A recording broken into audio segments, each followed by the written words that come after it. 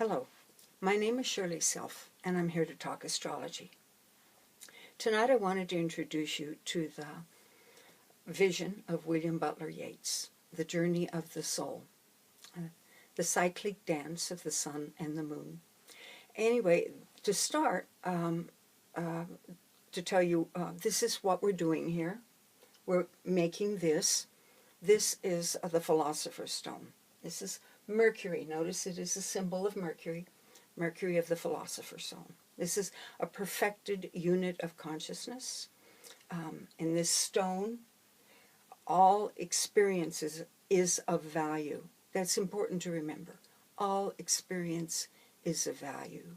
Because what this is one unit of, one person's perspective and a 360-degree view. And in the cycles, you start at the beginning, ignorant, and 28 phases later, come back where you started, wiser, with a new goal in mind, that new goal will be the spirit of the next cycle. So the sun moves through its cycle, powered by the energy of this guy, the Demogorgon. The Demogorgon consumes experience and digests it and turns it into consciousness. The energy of the Demogorgon is called wrath. It is unconscious energy. It does not know what it is. It does not know it is God.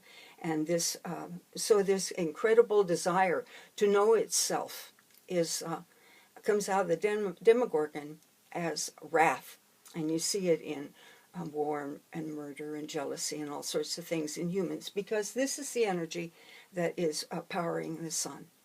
Now, the basic urge of this energy, wrathful energy, is survival. And that's the basic goal of the sun, is to achieve whatever it is, keep whatever it is achieved, and living a contented life as long as it gets fed and sheltered. The sun is not ambitious. That is the moon. The moon is ambitious. The moon carries the yearning to know, that yearning to solve the problem of this ignorant energy is carried by the moon. And during the cycle, in the Kabbalah, the moon is right here. It's the foundation under the sun. And during that cycle, that consciousness that is the moon is brought to consciousness as a guidance and a power of the sun. So that's the Demogorgon. Let's look at the cycle.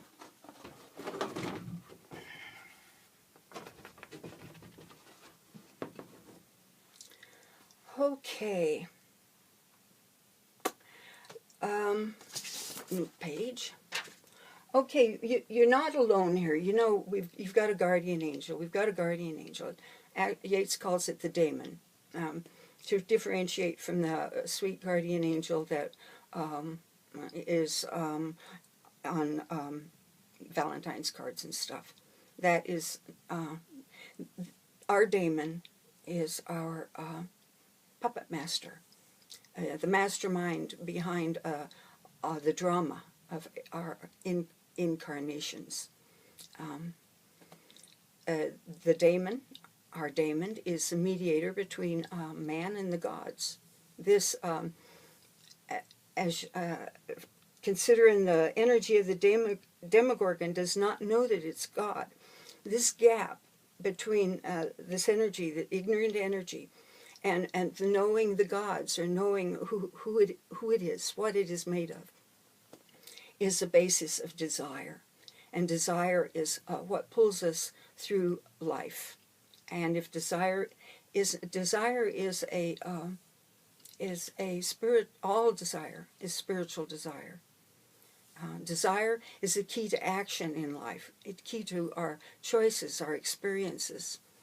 Our own desire is unique to us. It's characteristic. It's specialized, and it's the result of accumulated personal history.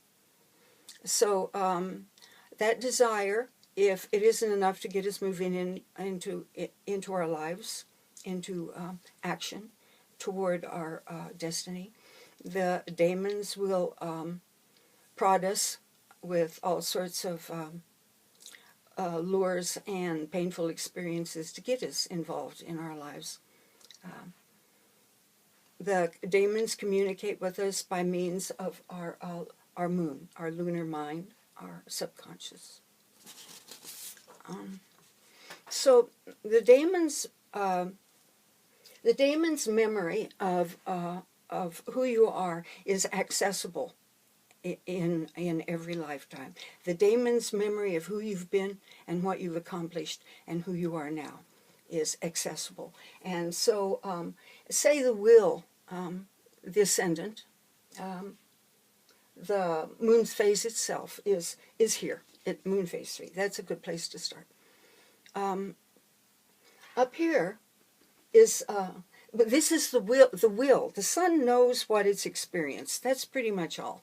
And that's what is the knowledge of the will. The knowledge of what it did in other lifetimes that was successful is over here in the mask. That's what makes the descendant so important to in your horoscope. It's so important for you to own that descendant because it's the best you've done in the past, and it will help you do the best you can in this lifetime too. And that's the mask. That's the descendant. And that is okay. There across. That's directly across. Down. This horizontal line here connects you to the body of fate. And the body of fate is, well, it's the emotional memory of your last incarnation and what handicaps come with that. And having emotional memory of the last incarnation is generally a handicap across the board. So that's one of the things you have to do in between lives is clean up that emotional memory so that you could come into incarnation neutral.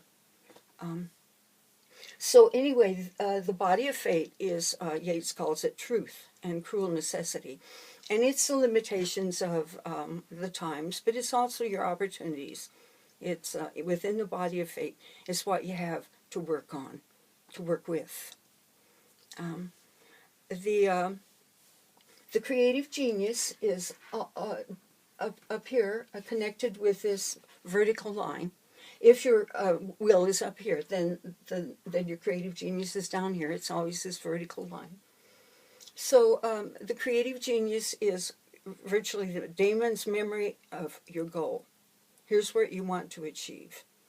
Here's your inspiration. Here's what pulls you forward. So that's called the creative genius.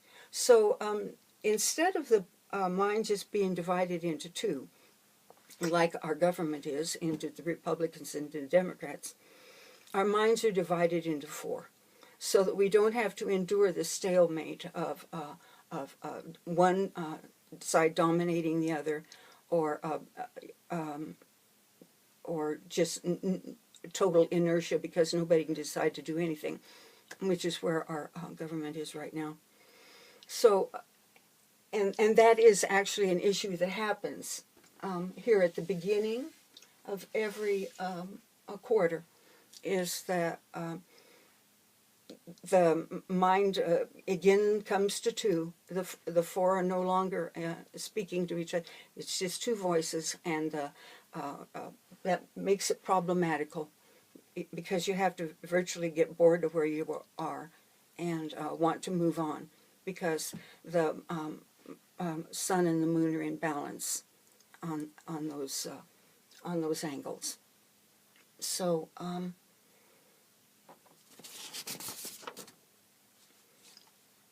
okay, the quarters. Remember, what we're doing here is building consciousness. We're growing consciousness. In this first quarter here, this is the physical quarter. It's Earth. And here's where you're growing and learning to use your intuition. This is a water quarter, so it's the emotional quarter, and it's where you're learning to use your imagination. And your imagination is the source of all creativity. It's where you learn to control your emotions, because controlling your emotions is essential to proper use of the subconscious. Up here, and this is the creative quarter of unified mind, and it's the intellectual, the air quarter. Here is, and this is the quarter of the king. Over here, the Merlin quarter is the magical dudes, and that's the wisdom quarter. It's the fire quarter, the spiritual quarter. So generally, a moon phase will have a voice in every quarter, except for these angle phases, and that's what makes them difficult. Okay, the hemispheres are divided. This pretty much is ruled by the sun itself. This is a practical side, the solar side.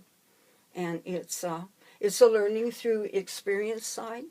And what's important here is the sun has two spiritual goals. And the first spiritual goal is simply to survive so that you can experience. And the second goal is to be of service, and that's the highest goal.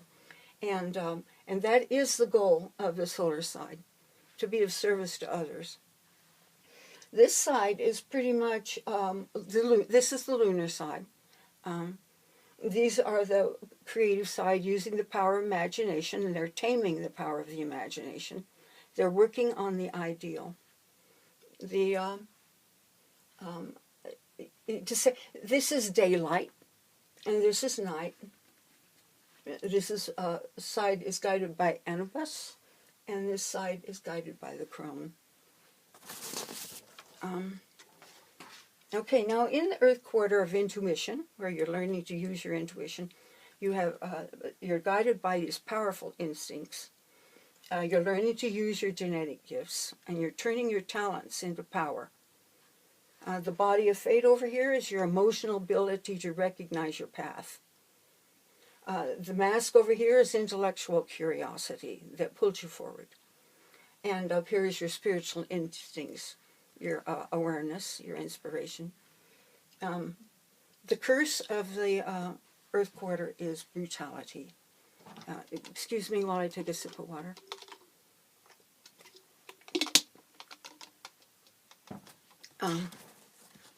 Here in the water quarter is, after you've developed your genetic gifts, here's where you rescue your own creative power. You learn to use your passion. Passion is the fire in the water. And so passion is an emotional gift. And so what the will is doing is rescuing his own creative power from, well, as Aleister Crowley said, if you don't use your genetic gifts, your creative gifts, others will, and not usually to your benefit. And he's right. And here's where you're trying to rescue that, where you're trying to own it yourself, where you're trying to withdraw. This is one of this is the quarter which I call the quarter of the runaway slave, because what they're trying to do is to virtually own themselves, to have the creativity that comes out of their own heart. They're pretty much learning to turn these people into geniuses. Here's where you actually learn to talk to God. Here's where you learn to go down into what the mythology, some myths call the bowl of Caradwen, the Celtic myth, and that is where all a stew of any potential for humans is bubbling away, waiting for you to go down and have a sip of it. And that's where what you do here. You learn to do that. These people are made geniuses, here's Einstein up here, by their capacity that was developed down here. So This is the power of the ideal. And here's where the will rises above karma and genetics. The body, his body of fate here, is over here now, and it is the joy of the physical. It can also, when you come over into this side, the body of fate is no longer a bowl of cookies or Fruit Loops. It is, you're pretty much limited. It's a limitation that you have to break free of. It's everything that the physical learned to enjoy has to be turned to the uses of the subconscious, the lunar mind. And enjoying life is something that this quarter learns to do very well, but this quarter has to learn to be very much more specific and much more careful about how they indulge in the world, because it becomes a danger to them. So that's the body of fate. The mask over here, now this is the ascendant for, like say, moon phase 11 is the ascendant, and over here is the descendant. And that is virtually what you accomplished in former lifetimes, and that will help you now. And it's awareness virtually of spiritual potential, the use of your own spiritual muscle. The creative genius up here is ideas. And these people are full of ideas. The curse of this moon phase is rage. Okay, now up here in the air quarter, when the will gets up here, the moon phases get up here. In the air quarter, this is a quarter of the creative intellect. And here is where the will learns to use power over others. And you know that human power is intellectual power. This is where the will learns to influence and master reality, where he learns to ride group mind, where the intellect rises out of subjectivity into objectivity, into being able to look at what's going on without emotional involvement. And that's why it's so important to learn the control of the emotions here, because it's essential to these intellectual people to have control of the emotions, so that they can make intellectual decisions that are truly objective. Okay, the mask is real important to these people. They have to remember this is the use of the senses, and these area people actually need to be grounded. The best way they can be grounded is with sex. And that is why these people up here tend to be, excuse the expression, horny, because sex is an immediate grounding. It brings them back, as Yeats says, to the five that make the body sing, to the senses. It brings you back to common sense. The curse of these politicians up here, these intellectuals up here, is hatred. And that means the emotions are contaminating the mind. The emotions are not controlling, they're not being controlled and are allowed to contaminate objectivity, which messes with their heads, truly. Okay, over here in the fire quarter. By this time, remember, you've created something up here. You've created the tarot card for Moon Phase 21 is death, and they're talking about the skeleton there. They're talking about there is no higher authority. I am my own authority. I'm here at the top of the world, and I can see what's going on. Don't you try to tell me anything. And they're pretty set in their ways, in their view of things. So they've built a skeleton. And what you're going to do here in the fire quarter, in the spiritual quarter, is you're going to put spiritual muscle on that skeleton. Or if you want to say, this is a grail. You've built a grail. And here's where you fill that grail and make it holy. This is the Merlin quarter.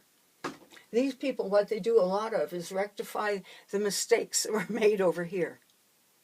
a lot of what you see people doing over here. For instance, we have Thomas Jefferson over here. And the mistake he regretted most was putting a halt to slavery, phasing out slavery. He knew he should do it. On his deathbed, he regretted that he hadn't had the guts to do that. Moon phase 18 really hates conflict. But what happened over here at Moon phase 26 was Abraham Lincoln then paid that price, as he had to carry that war on his shoulders. So virtually what these people do is rectify the mistakes made over here. These people salvage, they'll see what's coming, and they'll reach out and they'll salvage stuff that should not be lost. These are our Merlin phases. In here, these two phases decide what the next cycle will be. There are 12 of these cycles, 28 possible phases in each one, and a 13th cycle at the end in which you get to participate of all that you experienced to date, so to speak. I was going to say, the problem these people have over here is insensitivity. They're just they can be so far removed from the general population that they can be, well, insensitive, I guess is the word for it. So what I'm going to do is I'm going to start with, next I'm going to start with Moon Phase 1 and talk about the Moon Phase 1 on this and on the Kabbalah and on the Tarot. And so I'll see you soon, and until then, may many blessings flow your way. Bye-bye.